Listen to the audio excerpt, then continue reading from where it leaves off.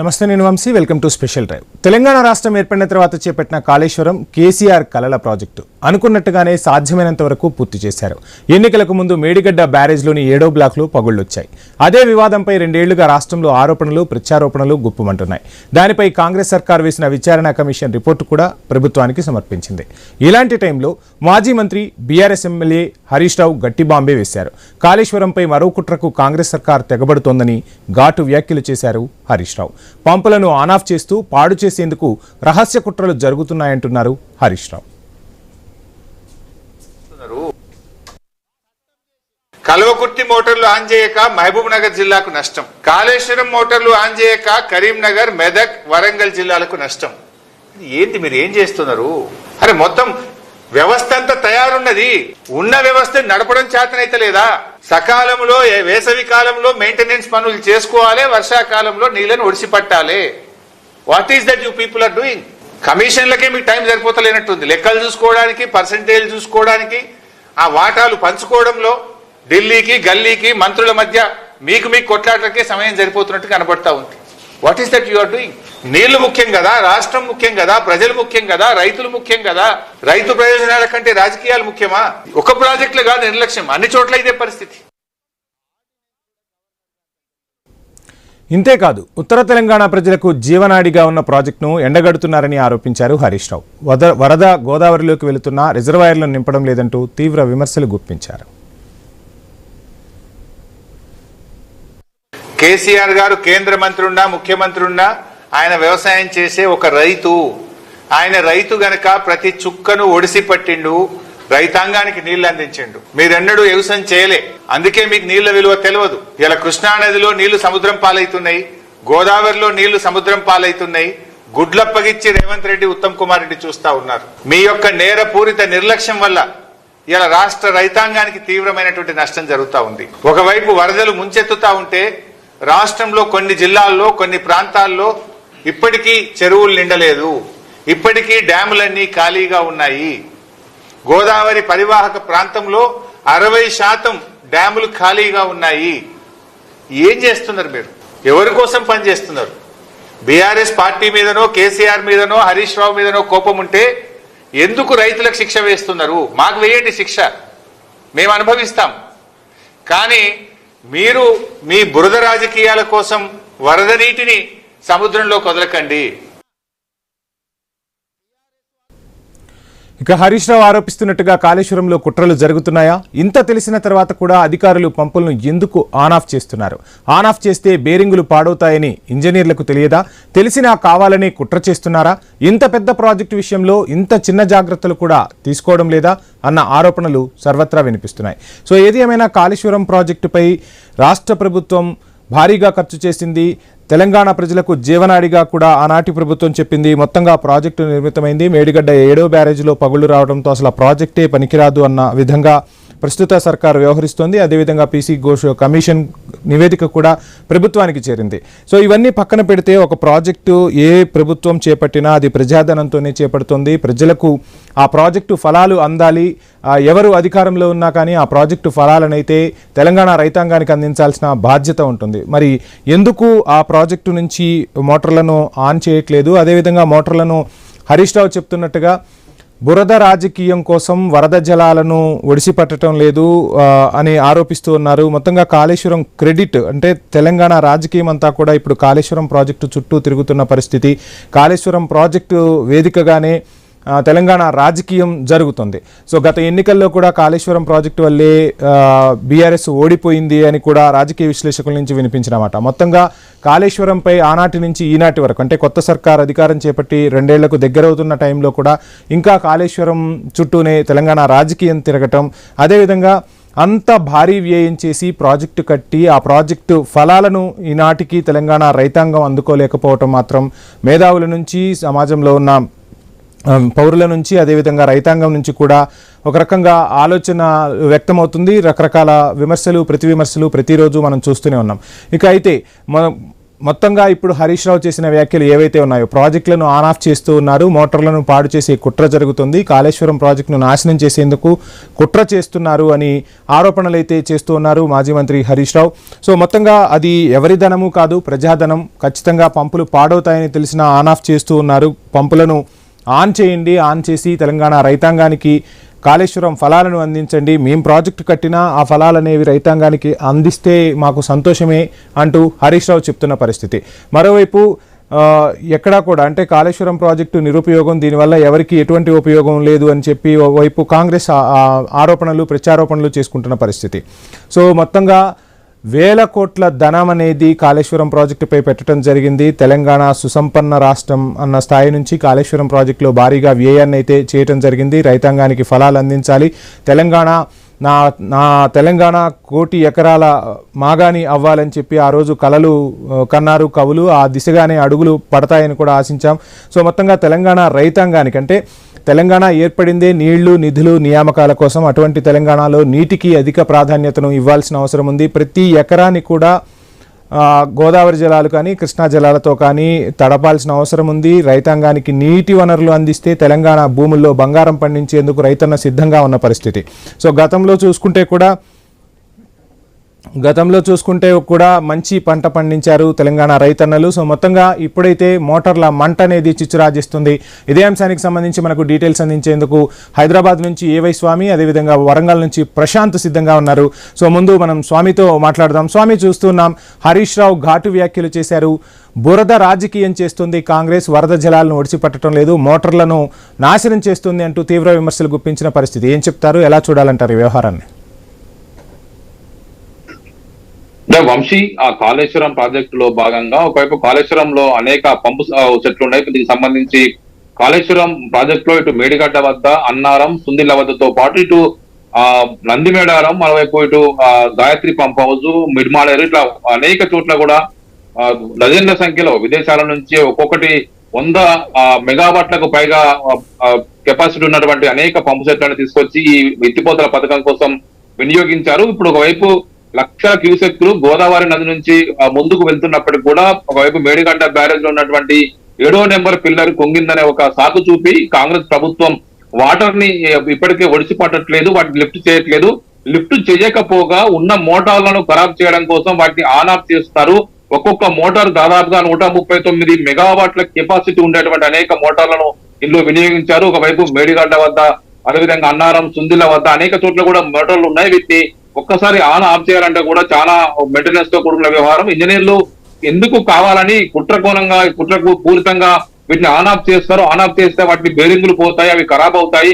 అవి ఖరాబ్ అవుతే సరైన మోడల్ తీసుకురాలని చెప్పేసి గత ప్రభుత్వాన్ని బద్నాం చేయడంలో కుట్రలో భాగంగానే ఇలా ఇంజనీర్లు ఎందుకు ఇలా చేస్తున్నారని చెప్పేసి కూడా మాజీ ఇరిగేషన్ శాఖ మంత్రి హరీష్ రావు ఇప్పటికే ప్రభుత్వం పైన అక్కడ ఉన్నటువంటి ఇంజనీరింగ్ అధికారులను ఒకవైపు హెచ్చరించారు.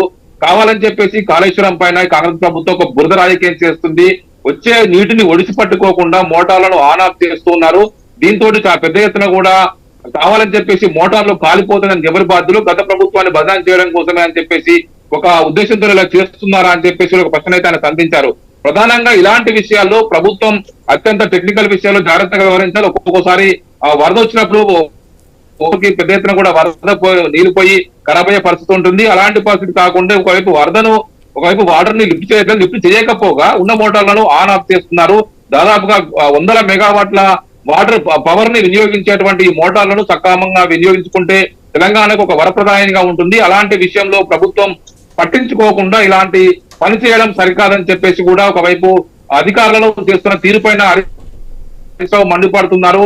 ఒకవైపు కాళేశ్వరం వద్ద, ఇటు మేడిగడ్డ వద్ద, అన్నారం వద్ద, అదేవిధంగా ఇటు సుందిలతో పాటు ఇటు శ్రీపాద్ ఎల్లంపల్లి నుంచి వాటర్ లిఫ్ట్ చేసే నందిమేడారం పంప్ హౌస్ కావచ్చు, Gayatri pump house, Midmanair pump house, ఇటు అనేక చోట్ల వందలాది చోట్ల కూడా ఒకవైపు ఈ పంప్ హౌస్ ఒక్కొక్క డజన్ల కొద్ది మోటార్లను విదేశాల నుంచి, ఆస్ట్రియా నుంచి, చైనా నుంచి, ఇటు వివిధ దేశాల నుంచి వీటిని తీసుకొచ్చి అక్కడనే ఫిట్ చేయించి వీటిని సక్సెస్ఫుల్ గా గతంలో వినియోగించారు. దాని ద్వారానే రోజుకు 2 TMCల వాటర్ ని ఎత్తిపోసే కెపాసిటీ గలటువంటి మోటార్లను తీసుకురావడంతో జరిగింది. మరొక 3వ TMC కూడా అదనపు అక్కడటువంటి ఆ పరిస్థితి కల్పించడం కోసం ముందుగానే అక్కడ మరింత వెసులుబాటు కోసం పంపులను తీసుకొచ్చి పెట్టడం జరిగింది. అలాంటి వాటిని ఇప్పుడు ఖరాబ్ చేయాలనే ఉద్దేశంతో ఇంజనీర్లు వాటిని పదే ఆన్ ఆఫ్ చేస్తున్నారు. ఆన్ ఆఫ్ చేయడంతో వీటిని ఖరాబ్ అయితే మా ప్రభుత్వాన్ని మా బీఆర్ఎస్ సర్కార్ని బదనాలు చేయడంలో ఉన్న కుట్రలో భాగంగా ఇలా చేస్తున్నారని చెప్పేసి హరీష్ రావు అయితే మండిపడుతున్నారు. వంశీ, యా రైట్ స్వామి, చూస్తున్నాం మొత్తంగా మీరు చెప్పినట్టుగా చూస్తే ఈ కాళేశ్వరం ప్రాజెక్ట్ అనేది ప్రజాధనంతో కట్టిన ప్రాజెక్టు, ఆ ప్రజలకు ఫలాలు అందాలి. ముఖ్యంగా ఆనాటు కవులు ఎంతోమంది చెప్పారు, నా తెలంగాణ కోటి రతనాల వీణ, తెలంగాణ భూములు మాగాని కావాలి అని కూడా చెప్పారు. సో బంగారు పంటలు పండించేందుకు రైతన్నులు సిద్ధంగా ఉన్నారు. కానీ కాళేశ్వరం ప్రాజెక్టు నిరుపయోగం అంటూ అధికార పక్షం వాదిస్తుంటే కాళేశ్వరం ప్రాజెక్టు ఫలాలను మీరు ఎందుకు తీసుకోవట్లేదు అంటే ఒక రాజకీయ చదరంగం నడుస్తుంది వీళ్ళిద్దరి మధ్య. సో ఎలా చూడాలి, ఏం చెప్తారు?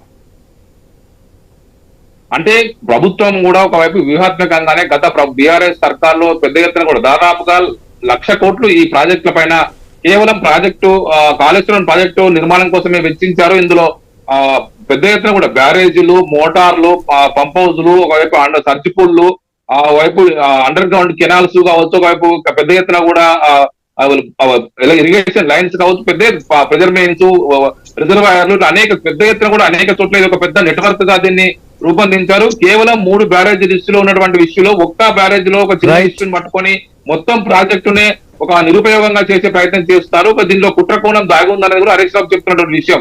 మొత్తానికి దాదాపు 1,00,000 కోట్లు ఖర్చు పెట్టినటువంటి ఈ ప్రాజెక్ట్ లో పంపులే అత్యంత కీలకమైనవి. విదేశాల నుంచి వీటిని ఇంపోర్ట్ చేసుకొని మరీ వీటిని పెట్టడం జరిగింది, సక్సెస్ఫుల్ గా రన్ చేశారు. కానీ ఇప్పుడు వీటిని ఒకవైపు వీటిని ఖరాబ్ చేయడం కోసం, వీటిని ఆన్ ఆఫ్ చేస్తూ వీటిని ఖరాబ్ చేయడం కోసమే కుట్రపూర్వకంగా వివరిస్తున్నారని కూడా హరీష్ రావు ఒక వాదనకు ప్రధాన కారణంగా చెప్పుకోవచ్చు.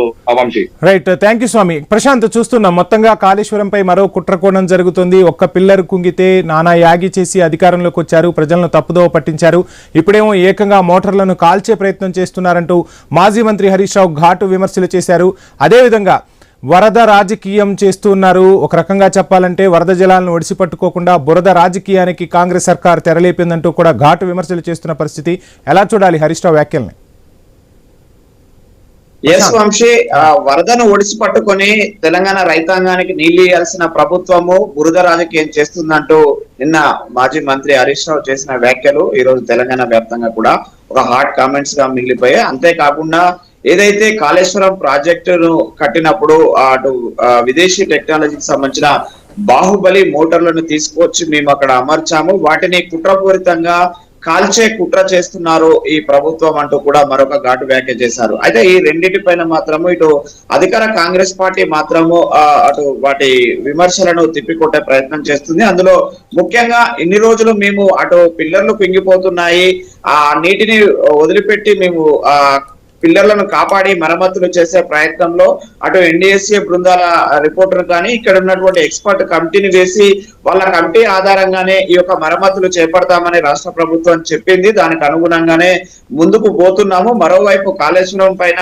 అవినీతికి సంబంధించినటువంటి అక్రమాలకు సంబంధించినటువంటి జస్టిస్ పీయూష్ గోయల్ కమిటీ నివేదిక వచ్చిన నేపథ్యంలో ఈ కమిటీ నివేదిక రేపు బయటికి వస్తే వీళ్ళ యొక్క బండారం బయటపడుతుంది కాబట్టి దీన్ని తప్పుదోవ పట్టించడం కోసమే ఈ మోటార్లు ఆన్ ఆఫ్ చేస్తున్నారంటూ కూడా ఈ యొక్క వ్యాఖ్యలు చేశాడు మాజీ మంత్రి హరీష్ రావు అంటూ కూడా ఈ యొక్క కాంగ్రెస్ ఎదురుదాడి చేస్తుంది. మరోవైపు అక్కడ కాంగ్రెస్ పార్టీ చెప్తున్నట్టుగా అక్కడ మోటార్లను ప్రతిరోజు కూడా ఆన్ చేయకపోతే పూర్తిగా నిరుపయోగంగా ఉంటే అక్కడికి వచ్చే పవర్ ఎక్స్టెన్షన్ ద్వారా కాలిపోయే ప్రమాదం ఉంటుంది, మరియు ఒకేసారి ఆన్ చేస్తే కూడా అది అలాంటి ప్రమాదం జరుగుతుంది కాబట్టి నిత్యము మోటార్లను ఆ రన్నింగ్ కోసము ఆన్ చేసి ఆఫ్ చేసే ఆ ప్రయత్నం అక్కడ ఇంజనీర్లు చేస్తారు. అక్కడ నిత్యము ఆ కాళేశ్వరం ప్రాజెక్టును పర్యవేక్షణ చేసేది పూర్తిగా ఇంజనీర్లు, అక్కడ ఉండేటువంటి సిబ్బంది. ఆ సిబ్బంది వాళ్ళకి ఏం చేయాలో తెలుసు.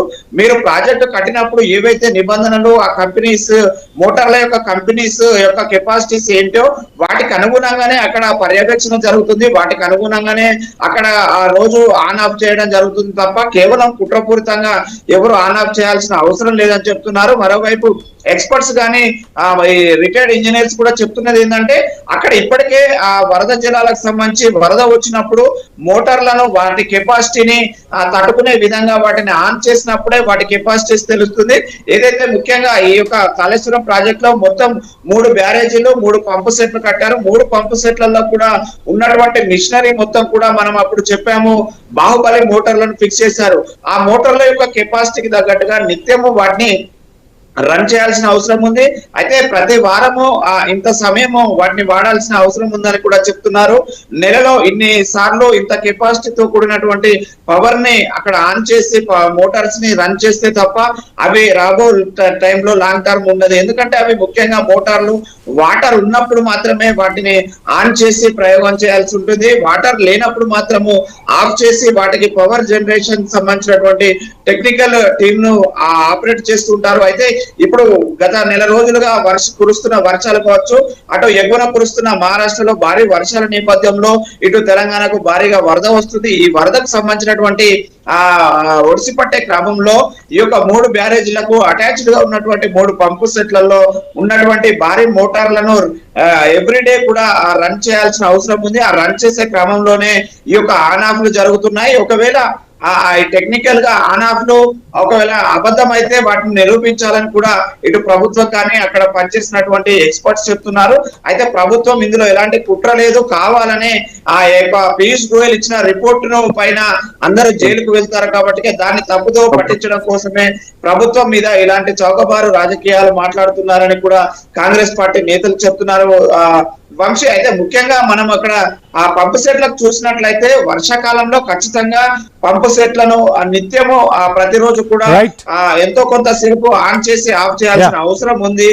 ఆఫ్ చేసే క్రమంలోనే ఈ యొక్క టెక్నికల్ టీము అటు విద్యుత్ శాఖ అధికారుల పర్యవేక్షణలో ఈ యొక్క ఆన్ ఆఫ్ జరుగుతుంది. ఒకవేళ నిజంగా అలాంటి కుట్ర జరిగితే కనుక అలాంటి కుట్రకు సంబంధించి ఆధారాలు చెప్పాలని చెప్తున్నారు. అయితే తెలంగాణకు రైట్, థ్యాంక్ యూ ప్రశాంత్. ఇక కరీంనగర్లో కాళేశ్వరం ప్రాజెక్టు గురించి ఒకవైపు రైతాంగం అదేవిధంగా మేధావులు కూడా చర్చించుకుంటున్న పరిస్థితి. ఇక హరీష్ రావు వ్యాఖ్యలకు సంబంధించి కరీంనగర్లో స్పందన ఎలా ఉంది, అదేవిధంగా అసలు ఏం జరుగుతుంది అనేది మనకు అందించేందుకు కరీంనగర్ నుంచి ప్రశాంత్ సిద్ధంగా ఉన్నారు. ప్రశాంత్, చూస్తున్నాం కాళేశ్వరం ప్రాజెక్టు చుట్టే తెలంగాణ రాజకీయం నడుస్తున్న పరిస్థితి. కరీంనగర్లో ఏ విధంగా ఉంది హరీష్ రావు వ్యాఖ్యలకు సంబంధించి ఏం చెప్తారు? రైట్ వంశీ, మీరు అన్నట్టుగానే ఇప్పుడు పూర్తిగా కాళేశ్వరం చుట్టే తెలంగాణ రాజకీయాలన్నీ కూడా తిరుగుతా ఉన్నాయి. ప్రధానంగా కాళేశ్వరానికి సంబంధించి ఈ అంశమే ఎన్నికల ముందు ఇక కాంగ్రెస్ పార్టీ ప్రధాన అస్త్రంగా కూడా దీన్ని ముందుకు కొనసాగించిన నేపథ్యం కనబడ్డది. దాని తర్వాత కాళేశ్వరంలో 1,00,000 కోట్ల కుంభకోణం జరిగిందనేది వాళ్ళు ప్రధానంగా ఆరోపించారు. ఆ తర్వాత ఎన్నికలు జరిగాయి. ఎన్నికలలో కాంగ్రెస్ పార్టీ అధికారంలోకి వచ్చింది. అధికారంలోకి వచ్చినాక కాళేశ్వరాన్ని నిర్లక్ష్యం చేశారనేది ప్రధానమైన ఆరోపణ కాంగ్రెస్ పైన కనబడ్డది. ఎందుకంటే మేడిగడ్డ పిల్లర్లు కుంగిపోవడం, ఆ కుంగిపోయిన పిల్లర్లను పూర్తిగా దాన్ని మేడిగడ్డ పిల్లర్లకు సంబంధించి దాన్ని పూర్తిగా చేయకపోవడం అనేది కూడా ప్రధానంగా ఆరోపణలు వచ్చినాయి. ఆరోపణల తర్వాత జరిగిన పరిణామాలు మనం చూస్తా ఉన్నాం. మొత్తానికి ఏదైతే మొన్న రీసెంట్ గా ఒకవైపు ఆర్ఎస్ ప్రవీణ్ కుమార్ కూడా కొన్ని ఆరోపణలు చేశారు. మేడిగడ్డ సంబంధించిన పిల్లర్లు కుంగిపోవడం వెనకాల ఇటు బీజేపీ అదేవిధంగా కాంగ్రెస్ కుట్ర ఉందనేది కూడా ఆరోపించారు. అందులో భాగంగానే ఇప్పుడు హరీష్ రావు కూడా ప్రధానంగా కొన్ని ఆరోపణలు చేశారు మేడిగడ్డకు సంబంధించి. అదేవిధంగా right, thank you Prashanth. So మొత్తంగా చూద్దాం కాళేశ్వరం ప్రాజెక్టుపై ఎటువంటి